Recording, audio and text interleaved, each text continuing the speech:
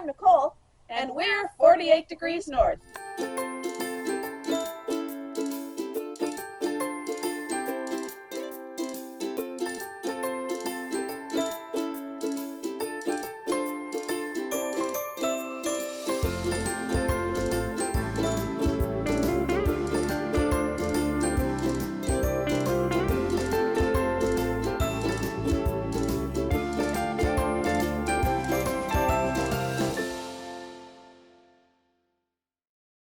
What's up, guys? Today on 48 Degrees North, we're going to talk about 7 money-saving tips for the garden. Because we all want to save money. Obviously. Real quick, guys, be sure to like and subscribe. We would really appreciate it. This money-saving tip is about getting the most out of your plants once you've bought them. And so while you might spend a little bit more buying a perennial to begin with, it will actually keep coming back for years to come. So this is an example of putting together a perennial garden. So I have all kinds of things in here that should keep coming back and get bigger and bigger each year. We're in year 2, and as you can see, the grasses have gotten really tall. The rock rose is doing really well. I've got dahlias in here, agastache, peonies, all kinds of things to give me season-long color and come back year after year. So one of our tips, not necessarily earth-shattering if you're a gardener, but maybe you don't know this, you can save an awful lot of money if you take seeds and plant them to start things out rather than buying starts at the nursery.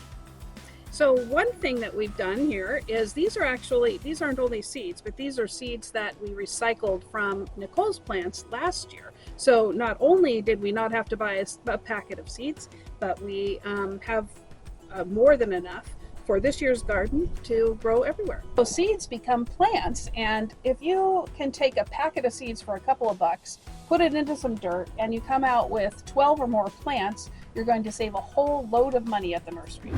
So this money-saving tip is all about recycling again. We're big recyclers, try to do as much of that as possible. So what I like to do is when I buy plants from the nursery, if it is a good quality pot that is heavy and thick, I will save it so that I can reuse it next year when I am starting my plants from seeds. Another thing to keep an eye out is a lot of your local nurseries will have a leave a pot, take a pot.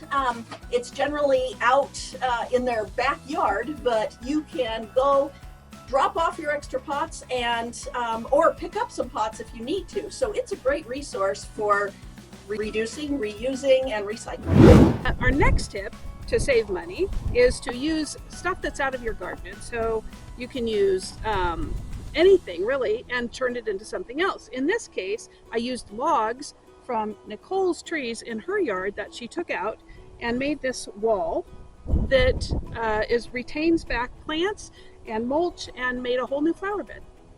So along the lines of reduce, reuse, recycle, we like to go to plant sales and garage sales that are put on by plant clubs and garden clubs to find smoking hot deals, and this will save you a bundle in your budget.